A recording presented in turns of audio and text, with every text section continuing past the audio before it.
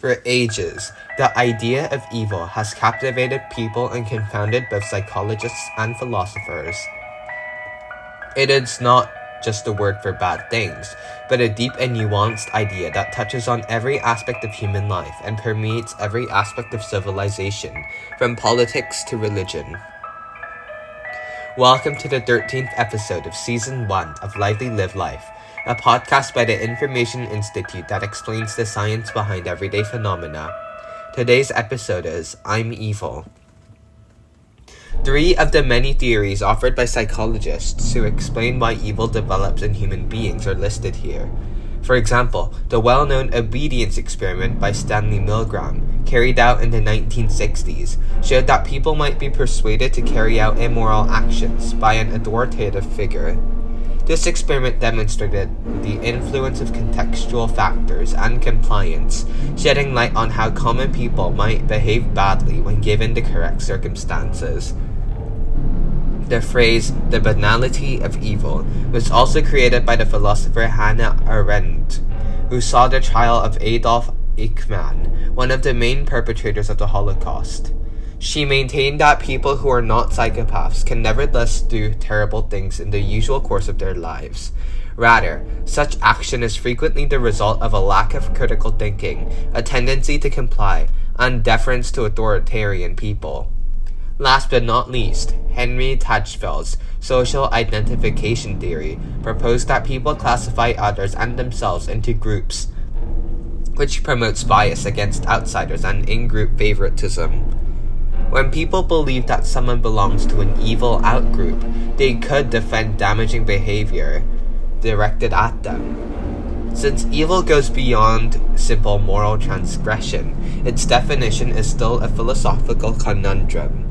Throughout history, philosophers have put out a variety of theories, but 2 prominent viewpoints, moral relativism and moral absolutism, stand out. The basic idea of moral absolutism is evil as a universal, objective concept. According to this viewpoint, some behaviors are intrinsically bad, independent of contextual or cultural influences. This viewpoint is supported by philosophers like Immanuel Kant, who contends that deeds like lying or murder are intrinsically bad and can never be justified. Naturally, there are lots of issues with this inflexible worldview. For example, in the event that person A kills person B, is person A bad?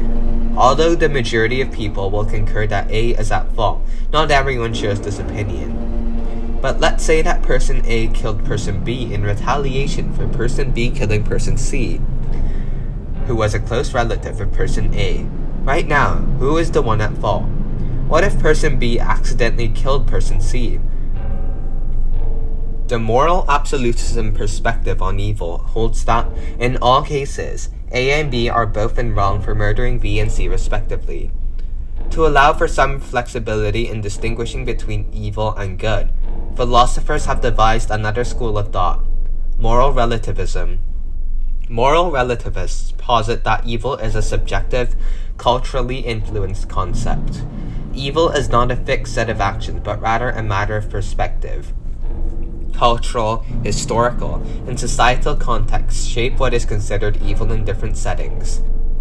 This perspective acknowledges that what one society deems evil might not be seen the same way in another.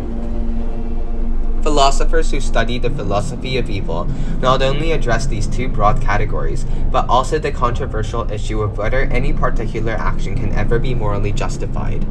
Philosophers have presented a variety of viewpoints in this debate. A moral principle known as the doctrine of double effect permits some actions to be justified when they have both positive and negative effects. In a medical setting, for instance, a physician may give a treatment that causes pain or suffering if it ultimately ends in the patient's survival. This idea permits a nuanced analysis of deeds, recognizing that deeds may not always be evil, despite their potential for unintended negative effects. Moreover, Immanuel Kant's renowned deontological ethics emphasized that certain deeds are inherently bad, regardless of the repercussions. According to Kant's categorical imperative, people must behave in accordance with universally applied moral standards. According to this viewpoint, certain behaviors, like lying or murder, are morally repugnant, and there is a difficult moral conundrum that must be resolved in order to justify them. Finally, Aristotle's virtue ethics emphasizes the cultivation of virtue-based personal qualities.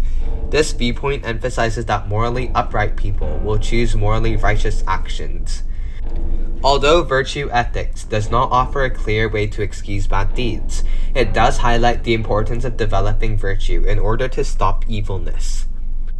In conclusion, the psychology and philosophy of evil continue to be important and developing fields of study that pose challenges to our conceptions of morality and human nature. Philosophers continue to debate moral relativism and moral absolutism, two prominent schools of thought, and offer a variety of ethical frameworks and principles to address the nuanced nature of evil. More moral conundrums are raised by the question of whether evil deeds are ever morally acceptable. It maintains philosophers' constant conversation as they work to understand the complex and evasive nature of evil.